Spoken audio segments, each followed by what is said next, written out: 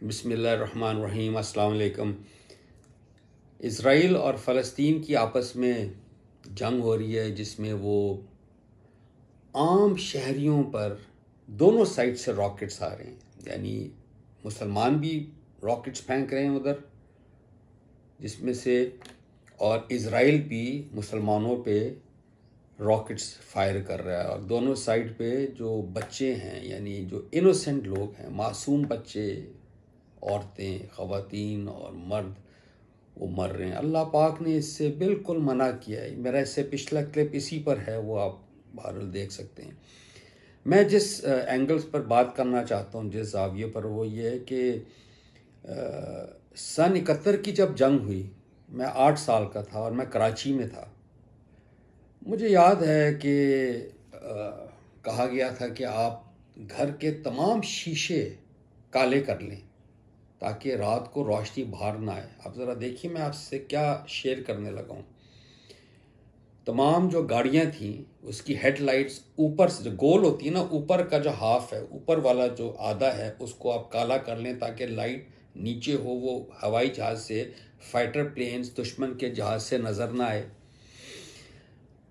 اور یہ دسمبر میں جنگ ہوئی، اور 71 مجھے یاد ہے کہ رات کو بمبارٹمنٹ ہوتی تھی، یعنی انڈین پلینز آتے اور وہ بام پھینکتے تھے۔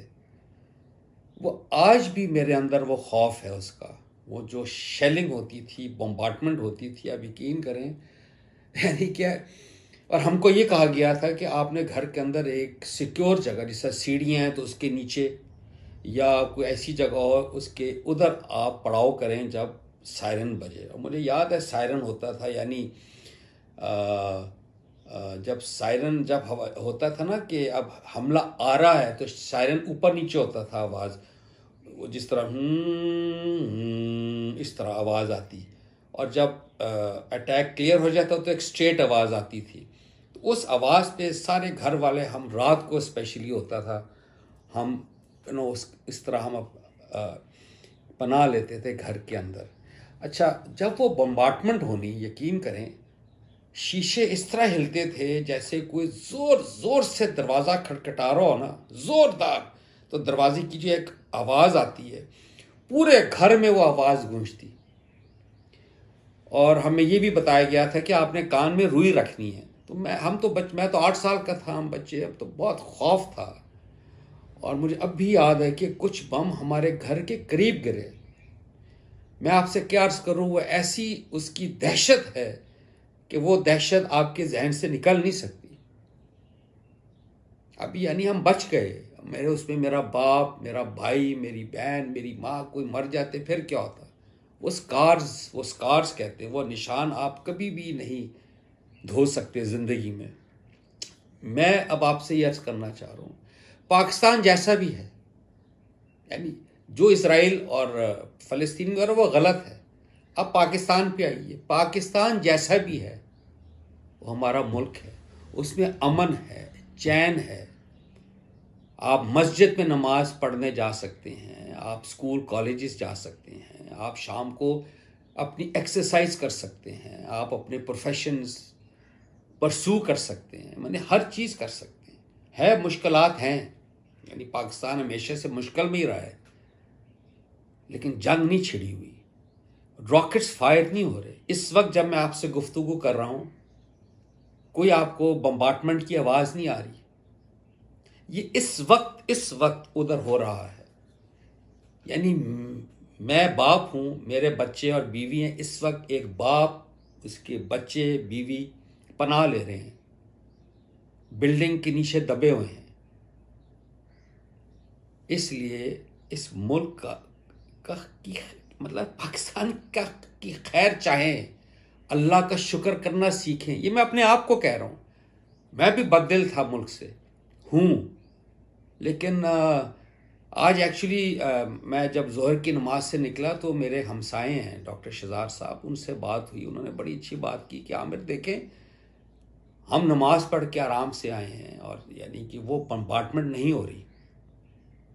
تو میں آپ کو یہ پیغام دینا چاہ رہا ہوں کہ اللہ کا شکر کرنا، میں اپنے آپ کو کہہ رہا ہوں، اپنے توسط سے آپ کو کہہ رہا ہوں، اللہ کا شکر کرنا سیکھیں۔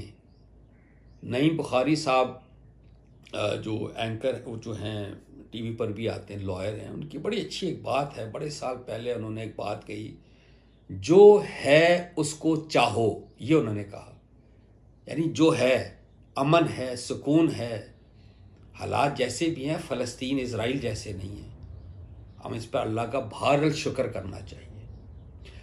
میری دعا ہے، ہم سب کی دعا ہے کہ اسرائیل اور فلسطین دونوں میں اللہ امن قائم کرے۔ یہ دونوں نام لیوا ہیں حضرت ابراہیم کے، یہ دونوں نام لیوا ہیں اہل کتاب ہے، دونوں انبیاء کو ماننے والے ہیں، دونوں کی کتابوں میں لکھا ہوا ہے، یعنی ادھر تورات میں جو قدیم عہد نامہ جس کو کہتے ہیں، جو یہودیوں پہ اترا، اور قرآن جو ہم پہ اترا، دونوں پر کلیئر کٹ لکھا ہوا ہے، کلیئر کٹ، کہ آپ کسی کی جان، یعنی انوسینٹ کی جان نہیں لے سکتے۔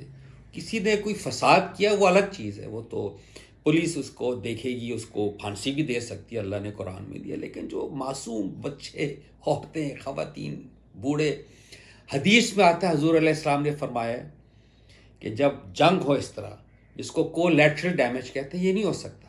آپ نہ درخت تباہ کر سکتے ہیں، نہ بلڈنگز تباہ کر سکتے ہیں، نہ آپ کھیت تباہ کر سکتے ہیں، نہ مویشی تباہ کر سکتے ہیں، نہ نان کمبیٹنٹ تو کو آپ ہاتھ بھی نہیں لگا سکتے۔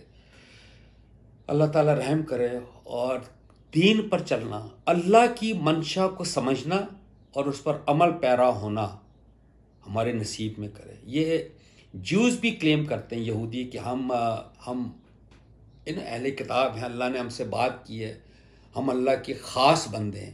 مسلمان بھی یہ کہہ رہے ہیں ہم خاص بندے ہیں۔ دیکھیں، خاص بندے ہم اس لیے نہیں ہے کہ ہم نے جنت میں جانا ہے، خاص اس لیے ہیں ہم سے اللہ نے بات کی، ہمارے انبیاء سے، ہمارے پاس کتاب ہے جس میں لکھا ہے کہ آپ نے لوگوں کو قتل نہیں کرنا۔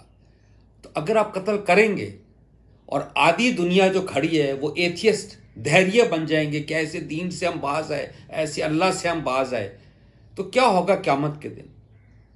ہمیں اپنی ذمہ داری سمجھنی چاہیے۔ السلام علیکم، بہت شکریہ۔